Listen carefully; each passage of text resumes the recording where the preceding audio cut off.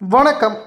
அதிமுகவில் இருந்து கூட்டம் கூட்டமாக ராஜினாமா செய்யும் அதிமுகவின் நிர்வாகிகள் அதிர்ச்சியில். எடப்பாடி பழனிசாமி இதுவரைக்கும் அதிமுக மிகப்பெரிய அளவிலான சிக்கலை ஏற்படுத்தியது கிடையாது. அம்மா அவர்களது ஆட்சி காலத்தில் தொடர்ச்சியாக 2 முறை அரியணையில் ஏறியது.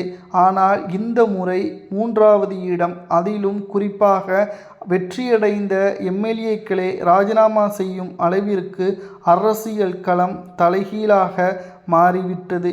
இதற்கெல்லாம் எடப்பாடி பழனிசாமி மட்டும்தான் காரணம். மக்கள் எடப்பாடி பழனிசாமி அவர்களை தலைவராக ஏற்றுக்கொள்ளவில்லை. கூவத்தூரில் நடைபெற்ற கூட்டத்தின் பொழுது எடப்பாடி பழனிசாமி அவர்களை தலைவராக ஏற்றுக்கொள்ளவில்லை. பொதுமக்களும் தலைவராக ஏற்றுக்கொள்ளவில்லை.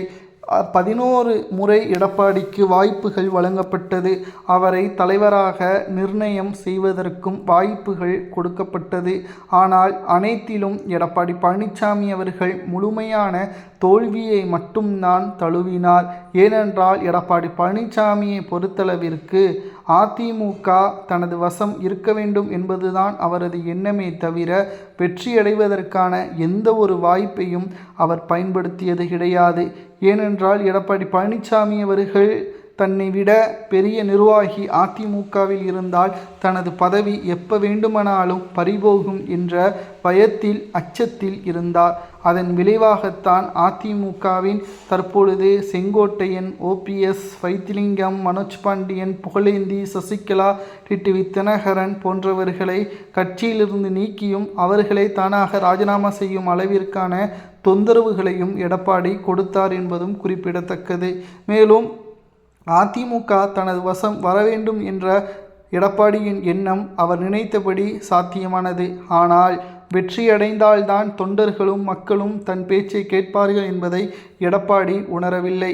11 தேர்தல்கள் பல்வேறு விதமான போலியான நம்பிக்கைகளை எடப்பாடி மக்களிடமும் தொண்டர்களிடமும் விதைத்தார்.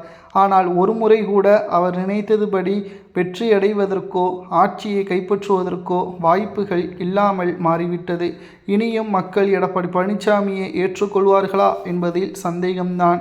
இனியும் நாங்கள் நேரத்தையோ பணத்தையோ தேவையில்லாமல் வீணாக்குவதில் எங்களுக்கு உடன்பாடு இல்லை என்று கூறி தற்பொழுது அரசியல் களத்தில் மிகப்பெரிய அளவிலான ஒரு மாற்றத்தை ஏற்படுத்தும் விதமாக தற்பொழுது அதிமுகவில் இருந்து வெளியேறக்கூடிய ஒரு சூழலை அதிமுகவின் நிர்வாகிகள் கூட்டம் கூட்டமாக தற்பொழுது முயற்சி எடுத்துள்ளனர். இதனால் அதிமுகவின் விளைவுகள் என்னவாக மாறும் என்று நாம் பார்க்கும் பொழுது எடப்பாடி பழனிசாமி மட்டும்தான் அதிமுகவில் இருப்பார். மற்ற நிர்வாகிகள் அனைவரும் கூண்டோடு ராஜினாமா செய்யக்கூடிய சூழல் உருவாகும். அது நடந்துவிட்டால்